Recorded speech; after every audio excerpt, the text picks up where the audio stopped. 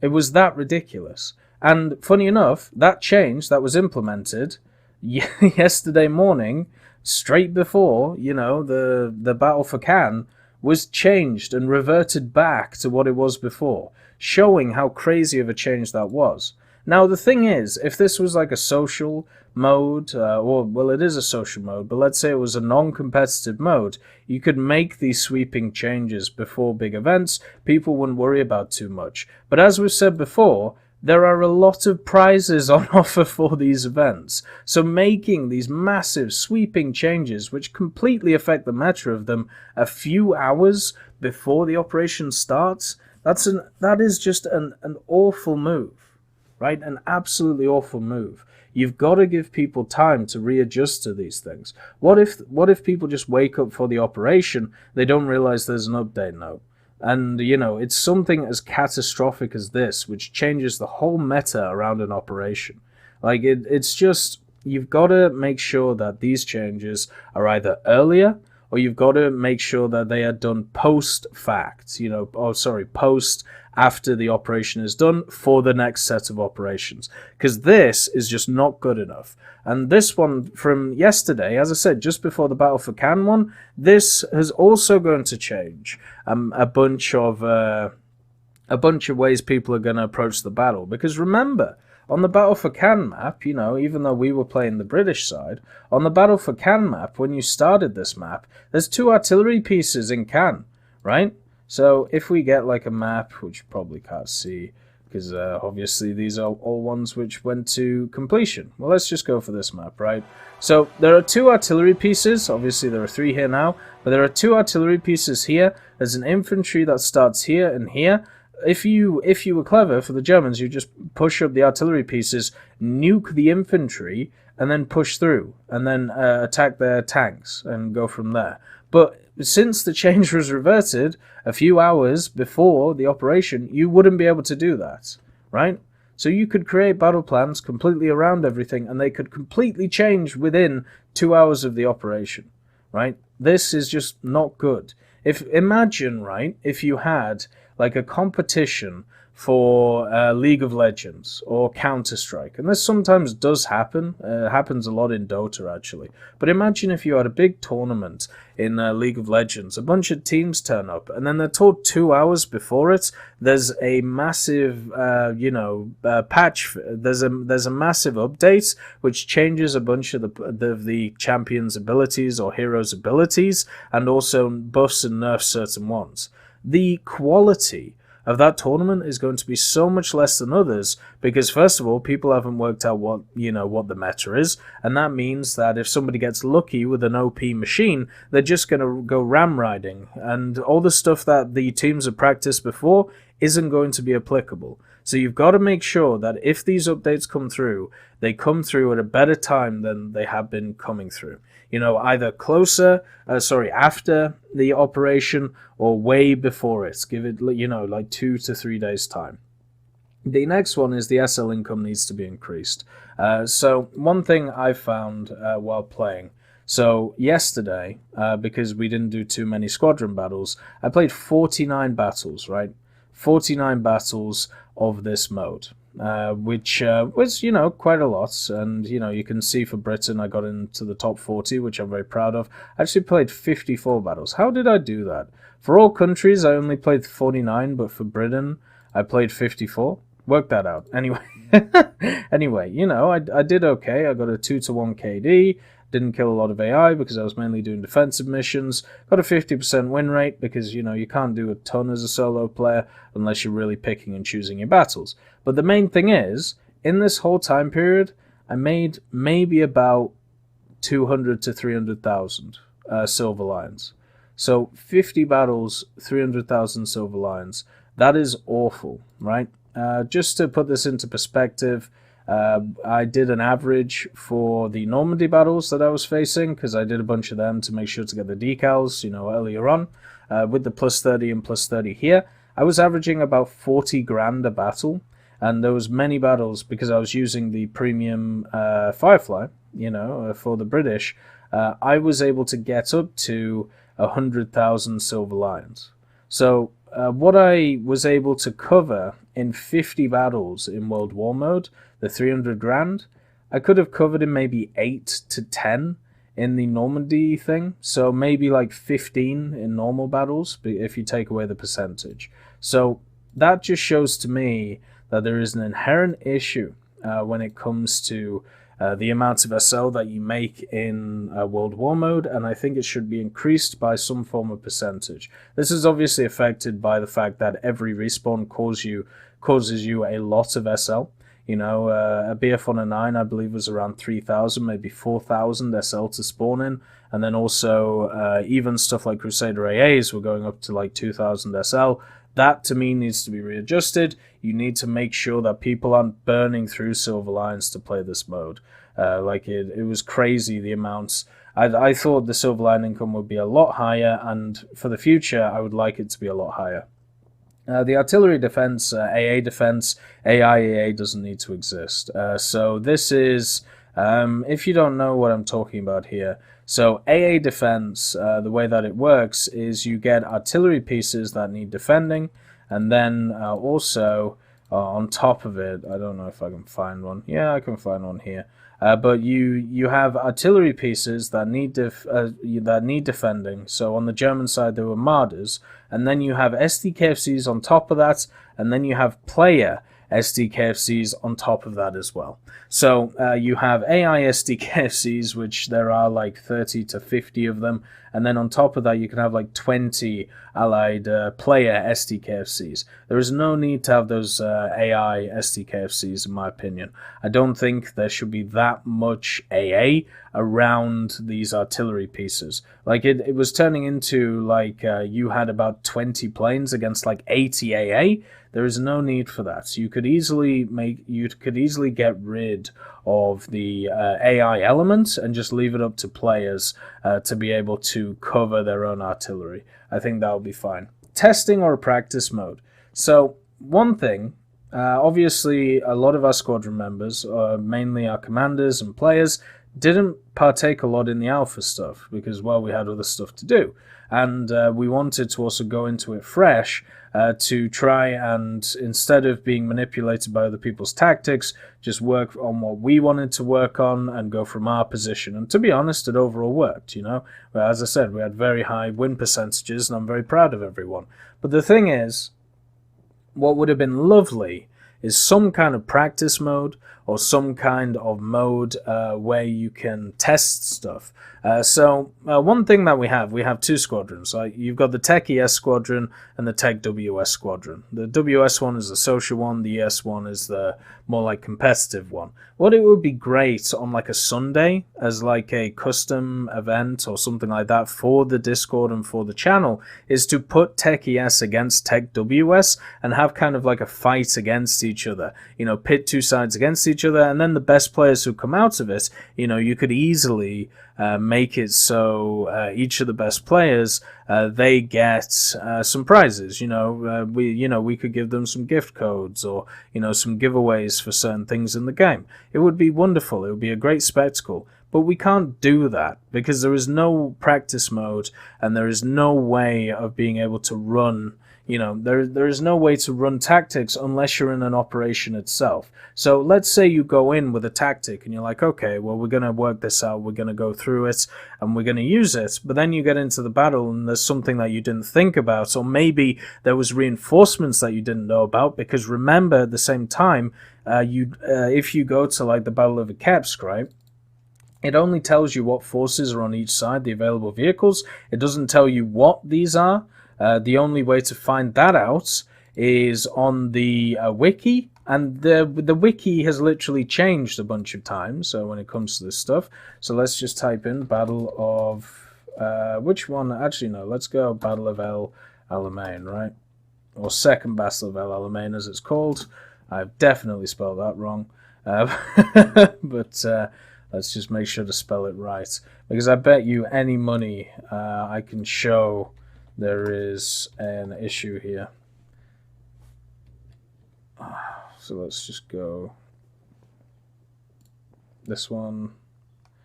Yeah, this is the tournament one though. I don't need the tournament one. I need the operation one. Come on, there we go. So, what is wonderful about this, right, is look at the participating vehicles. Now, this is why it's very important to keep the wiki updated. Participating vehicles, both sides, Ju-88A4, Wellington Mark 1C. Guess what? They did an update, before the Second Battle of El Alamein. Blenheim, Ju-88A1. You need to keep this stuff updated, as I said before. Otherwise, you're going to confuse people. We had a lot of confusion with what vehicles to spade because of the fact that you weren't updating the wiki alongside the changes. This has to be done. Whenever a patch note is done, you need to look. If there's anything that's affected in the wiki, make sure to change it. But as I said, this is the only way. This picture here is the only way to work out what forces you have at the start of a battle. This is what you get in game. It doesn't tell you where anything is, right? So if we get a new season, let's say season 2, and you get 4 new operations, the only thing we have to work on is this, and as we've shown, the wiki doesn't get updated depending on what changes are made. So if the British side lose a tank battalion, which on some of these updates they literally did lose stuff like tank battalions, I don't think it was for El Alamein, but let's just say it happens, this screenshot isn't updated. So you can be running with false information to work your tactics from. So this either needs to be updated, or this needs to be improved, or just put in a practice system. Stick it in. And therefore we can run 2-hour operations, we can have a lot of fun, we can even do our own independent tournaments off of it, which is something that obviously Gaijin want to do because they've opened up the War Thunder Esports Partnership Program, right? They've opened it up to people, they want more people involved. Why not just let us get this done? You know, why not have like a practice mode or a testing mode where we as commanders and the command structure can work out what to do in battles and what works and what doesn't, and this will only elevate the gameplay aspect of the game. Because, you know, more people will be clued in on what's going on, therefore tactics can be refined, therefore it's less messy and it's more competitive, which is what you want the mode to be, right? So yeah, we need some form of practice mode or a testing mode. Obviously, we've talked about convoy AI path making issues, coupon additions. So halfway through the season, coupons were added. And was it about halfway through? It seemed like it was about halfway through. It might be a little bit less. But it was on the 23rd, you can see here. And then they made a bunch of changes to Northwind as well. But they added in this badge system. So the badge system made it so if you just played random battles and also squadron battles, you could earn badges, and if you got enough badges, you could trade them in for the World War trophies or the Spitfire F Mark 9. It started off, you could trade them in for the AMX-50. I think they should have kept it in, but since they didn't keep it in, I would like to see on the second season the AMX-50 be accessible for 60 badges, like the Spitfire F Mark 9C is here. So the people who get their uniqueness, you know, they get it for maybe a month or two, and then more people can actually get the machine, which, will be available to more people. So that's how I would run the system. I would make it so every new season, the old first vehicle that you could get, so in this case the MX-50, it becomes the second one in the form of the Spitfire, so if you want to do it rewards-wise. So this, the MX-50 coupon, would become the Spitfire one, so it would be available for the top 1500 and also for 60 badges and also the people in the squadrons as well.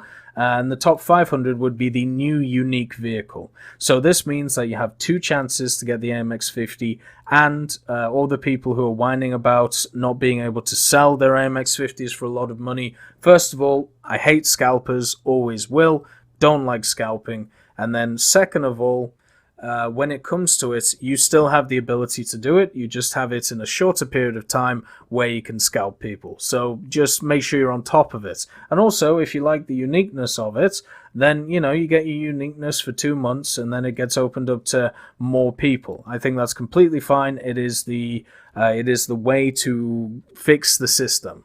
in my opinion, to make it so you have a less unique vehicle, which is open to more people, but also the people who want that unique vehicle have it for a certain period of time, right?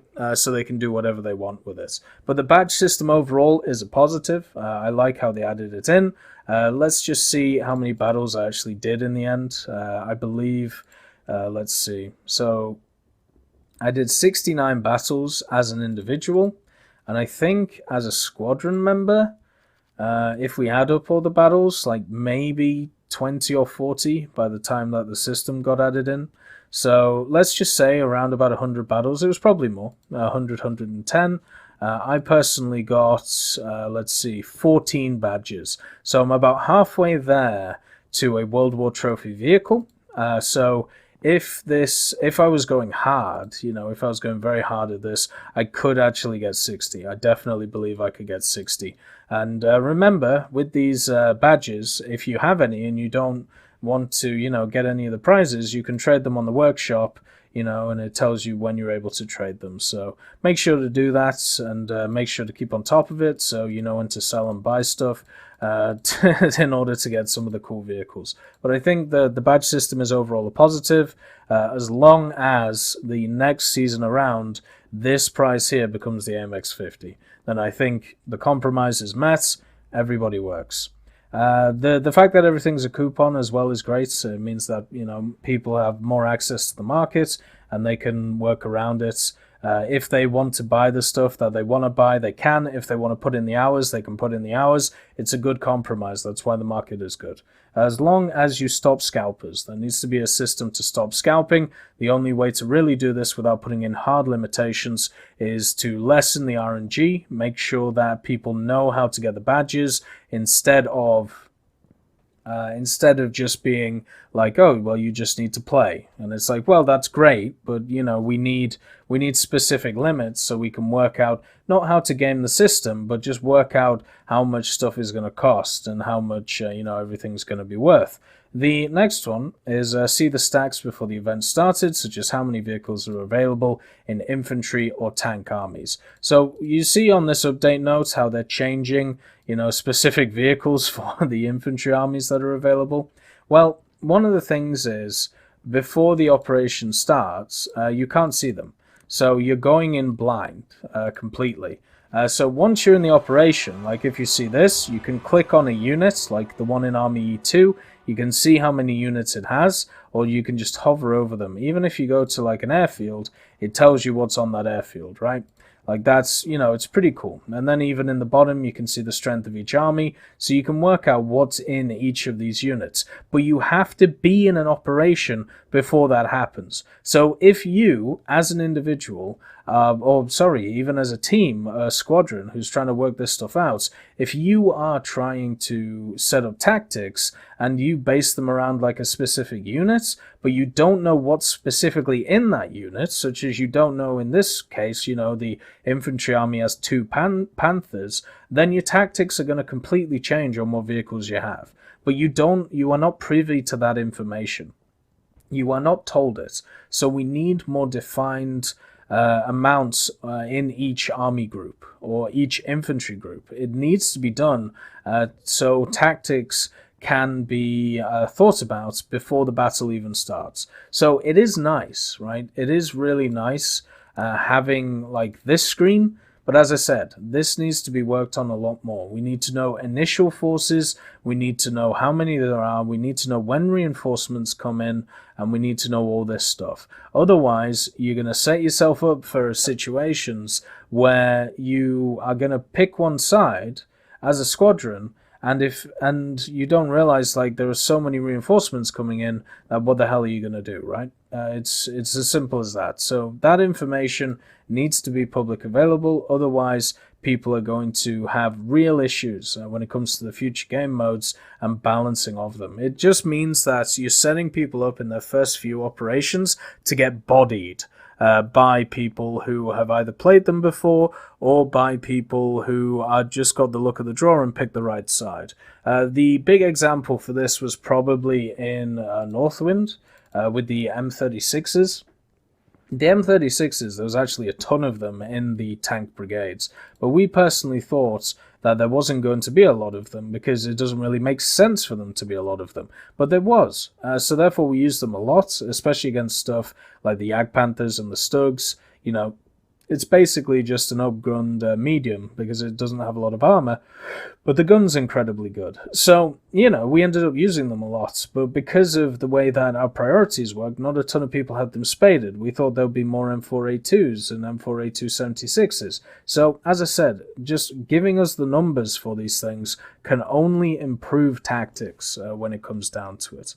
The next one is emplacements and bunkers in scenarios that would require HE artillery howitzers vehicles to deal with. So it's lovely with the fact that there is AI on a lot of the missions, such as the convoy missions. Every mission has AI. The defensive missions, they have AT guns or they have AA guns.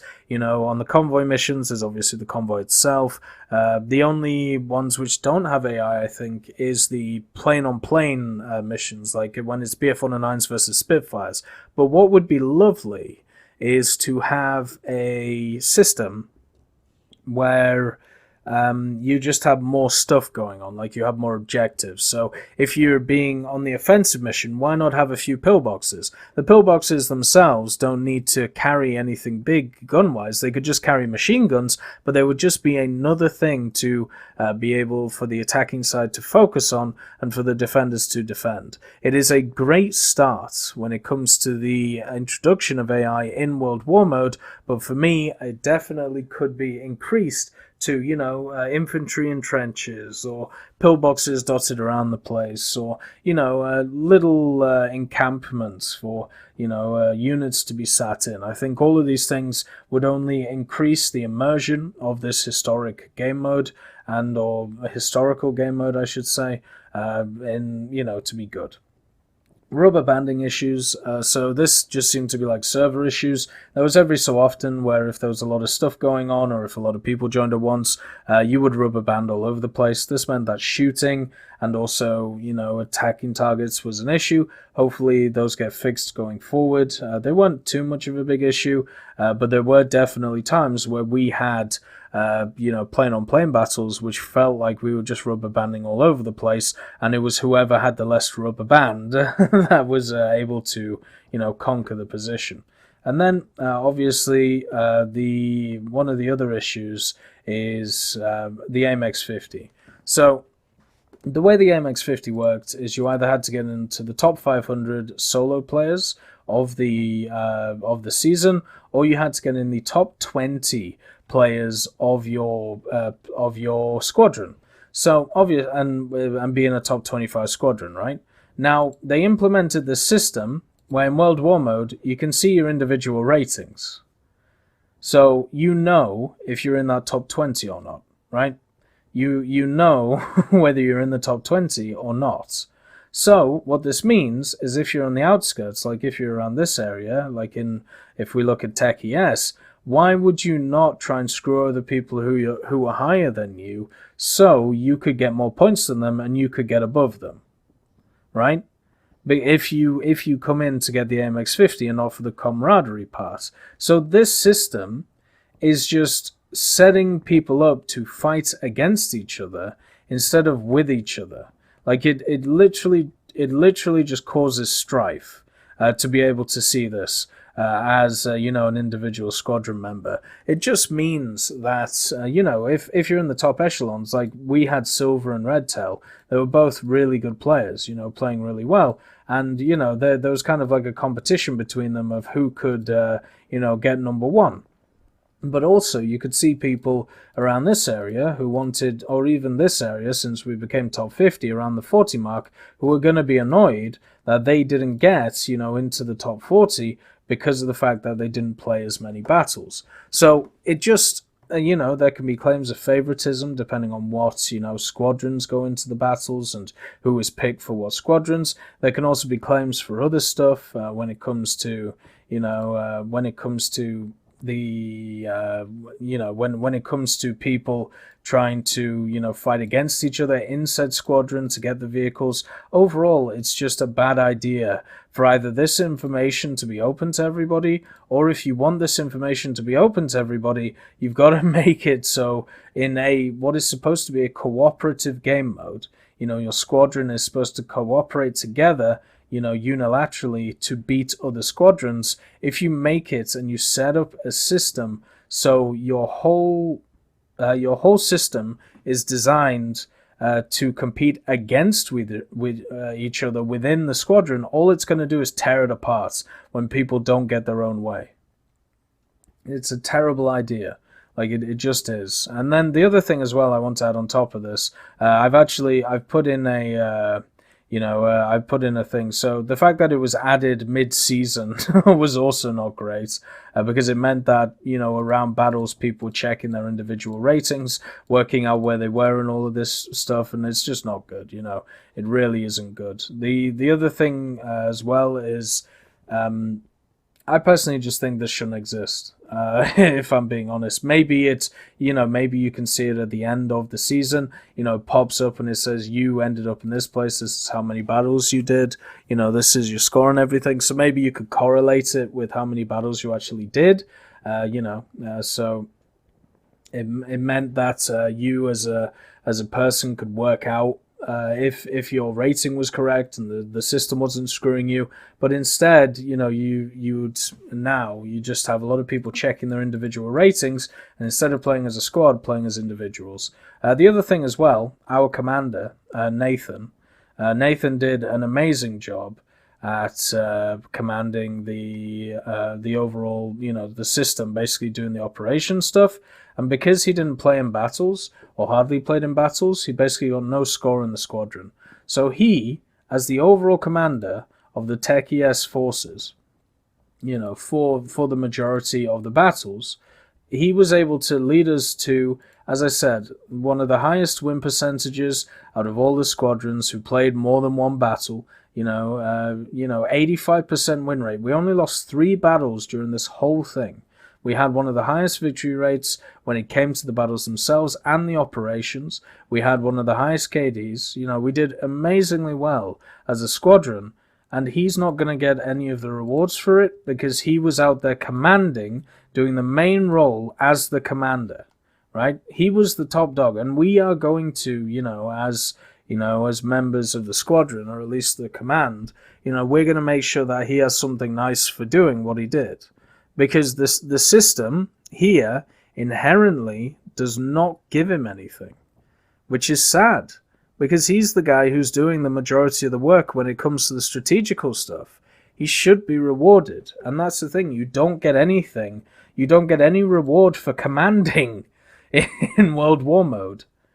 And you only get rewards from the battles. That has to be changed. Otherwise there is no point in having a dedicated commander if your sole reason is to get these prizes, because the commander ain't going to get anything. If you're doing it from the cooperative points and you've worked out a deal beforehand that you're going to, either give them something from the game or maybe give them some money stuff or, whatever you're going to do, fair enough.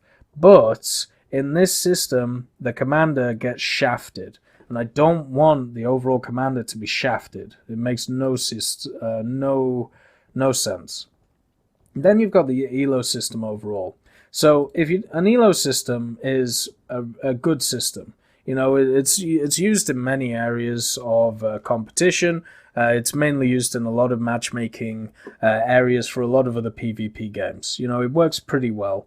Overall, it is a good system, and it basically means it does reward people as long as everybody is playing at the same time, or is playing against each other. It works well.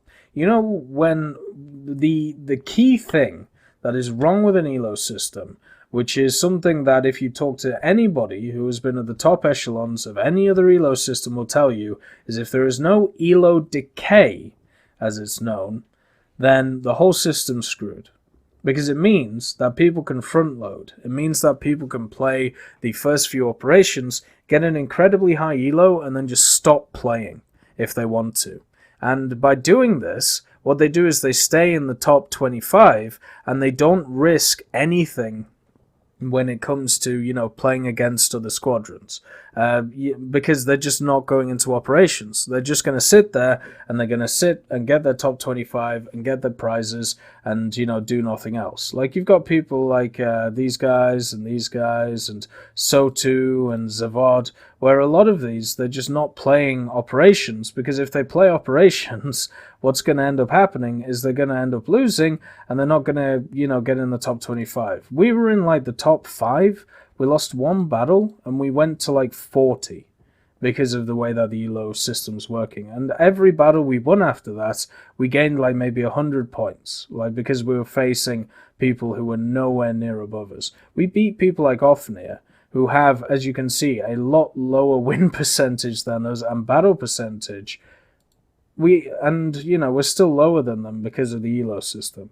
It just kind of is how it is, which is why, you know, we're going to change things up next season. But the main thing is, if you don't have an Elo decay, which means that if you don't play in operations, you know, you will lose points over time, then it means that you can front load the system and you can just sit in the top 10 and just not play any more operations, because it's only a bad thing for you if you play operations.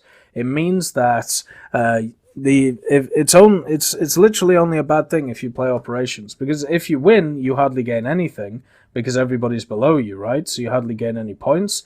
But if you lose, you drop like 30 to 40 places. So a lot of these guys were just not playing, because why would you? Why would you? Like, there'd be no reason to. You're just hurting yourself at that point. So yeah, that's if you're gonna have this Elo system, you need to have Elo decay with it as well. So therefore, you know, people can't just play 3 operations and not touch the game mode again, because otherwise, you know, it's just bad for them. So yeah, those overall, as I said, like, those are the changes I would personally make to the mode. I have had a really fun time over this month playing World War mode. It's definitely exhausting. Well, it's not even over the month, it's a few weeks, right? It's definitely exhausting from a command point of view, but I am incredibly impressed with it. I've had a ton of fun, and I can't wait until the next season starts, and I hope that some of the issues that I've talked about today are at least addressed or thought about, because if not, now with the knowledge that a lot of people have with how the system works now, we're going to see calamity in the first few operations. Anyway, I hope you all have a wonderful day, and I'll see you next time.